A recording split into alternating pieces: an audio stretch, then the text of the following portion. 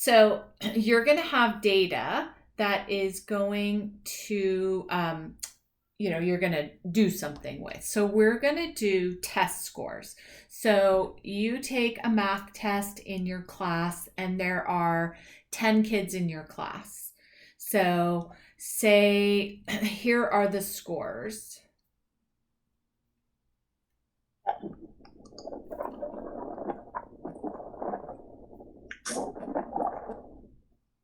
So we have 1, 2, 3, 4, 5, 6, 7, 8, 9, 10.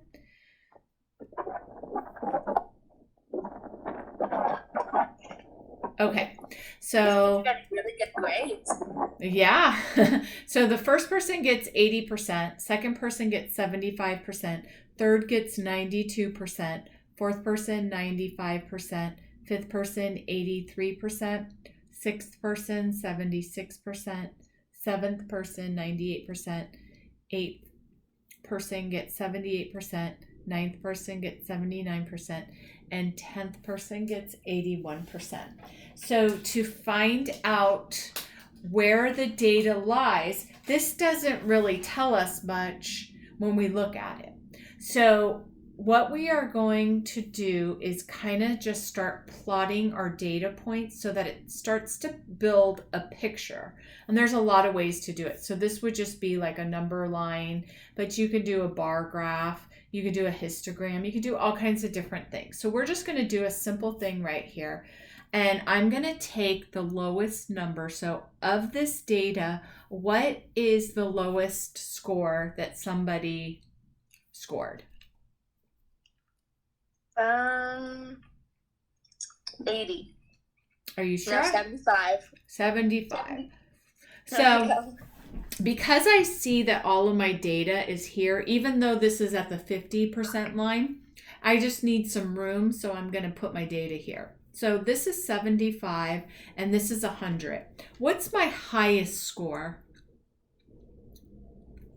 98. So then I'm going to put my highest score right here. So here I have lowest score and highest score. Now, if I take the highest score minus the lowest score, that is going to give us what is called our range. And the range tells us that the highest was 98 and the lowest was 75. So on my calculator or on my paper, I'm going to do 98 minus 75, and I got 23. So that tells me that the test scores ranged in a 23-point range. Does that make sense? So the scores were 23 points away from each other from highest to lowest. So that is how you figure out the range. You take the highest score minus the lowest score. That's pretty easy, right? Yeah.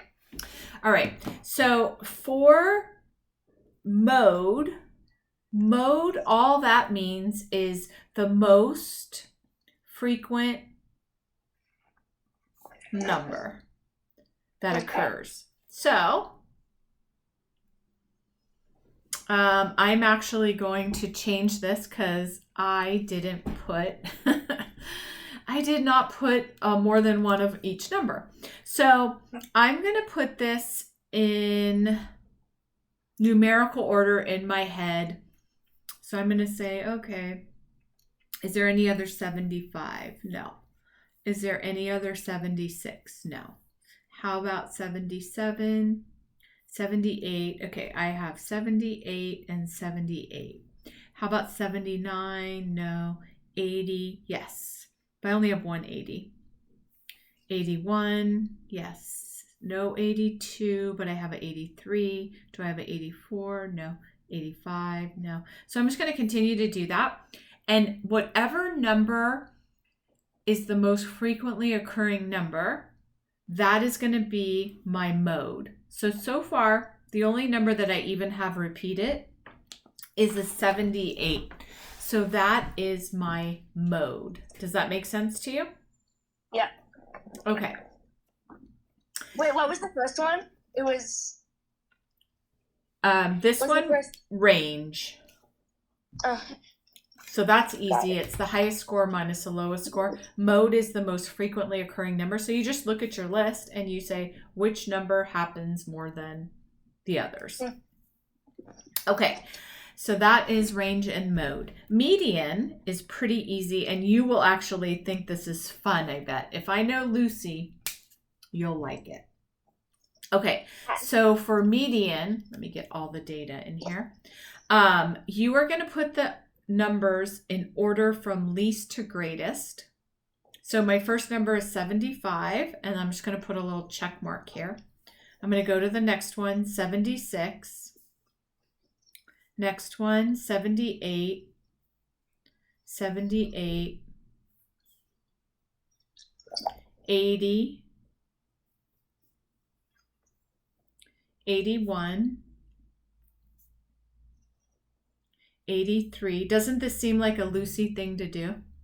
Yes. My girl likes to organize. I'm just watching it, and I'm just watching, and I love it already. I know, I remember right? I go, this girl will love this. Okay, 95 and then 98. All right, so now for the median, I put, the first step was to put it all in order from least to greatest. My second step is you're going to love this, Lucy Stone. You take this side and you take this side, and I'm going to be like Lucy. Lucy would pick a different color. So I'm going to cross off the side here. Yeah, it's you. I'm going to cross off the farthest side here and the farthest side here. Then I'm going to cross off the farthest side here and the farthest side here, here, here, and I'm going to keep doing that. I'm either going to cross off and I'm going to have one number. So suppose when I crossed off, it ended evenly and I just had an 80. That would be our median. But since I have two numbers, I'm going to circle it. And I have to do something with it because our median is an 8. What, honey? Do you subtract them? No, but good guess. So what we're going to do is we're going to add 80 and 81 together, which is 161. And then we're going to divide it by 2 because I am trying to find the average of these put together. So I'm going to take this and I'm going to say 2 goes into 161 how many times? 2 goes into 16 8 times. 8 times 2 is 16. We do 16 minus 16. We bring down the 1. And then what do we do now? It goes in 0 times. We add another 0. We bring down our 0. We have a point here, right? Mm-hmm. And then how many times does 2 go into 10? 5. So the difference between 80 and 81 is 80 and a half, or 80.5. So that is our median. Let's look at it. Suppose my numbers were like this: 75, 75, 76, 78, 78, 80, 81, 83, 92, 95, 98. If I had this as my numbers and I was doing my crossing off, you will see that it ended with one last man standing. That would be our median. But if there's 2, you add these 2 together and then you divide by 2. So that's pretty clear, right? Okay. Now the next one is called our average. And our average is pretty easy. So here, I'll just start on this piece of paper right here. For average, we're always going to add the numbers up.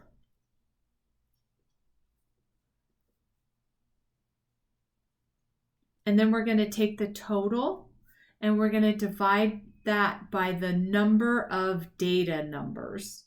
So how many do we have here? We have 10 points of data. So I'm going to take the total and I'm going to divide it by 10. If we only had 8 scores, I would divide it by 8. And if I only had 5 scores, I would divide it by 5. Does that make sense to you?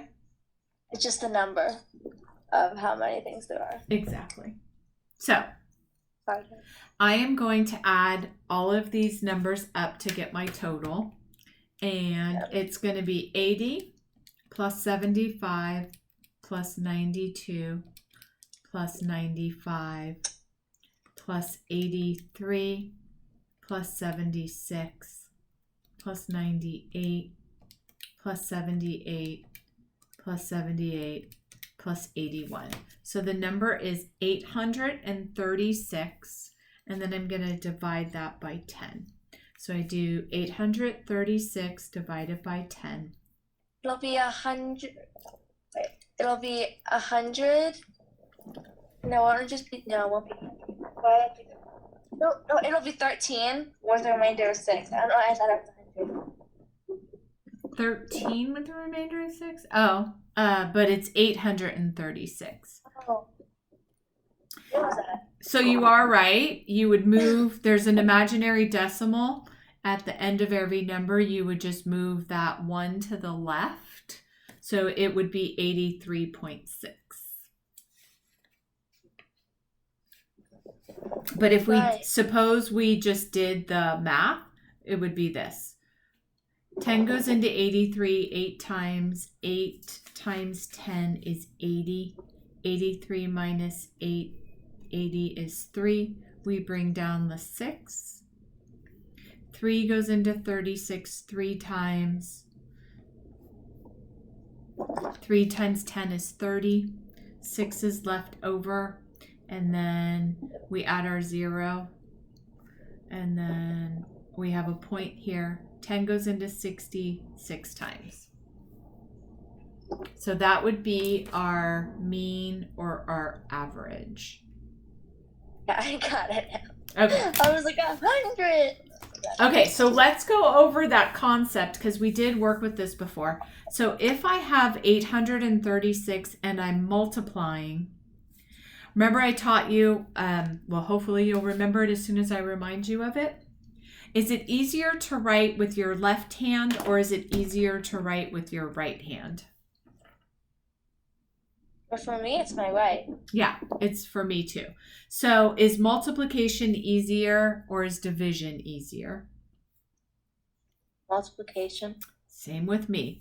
So because writing with our right hand is easy and multiplication is easy, we are going to do the easy thing and we're going to move our imaginary decimal over 1 to the right. So this becomes 8,360.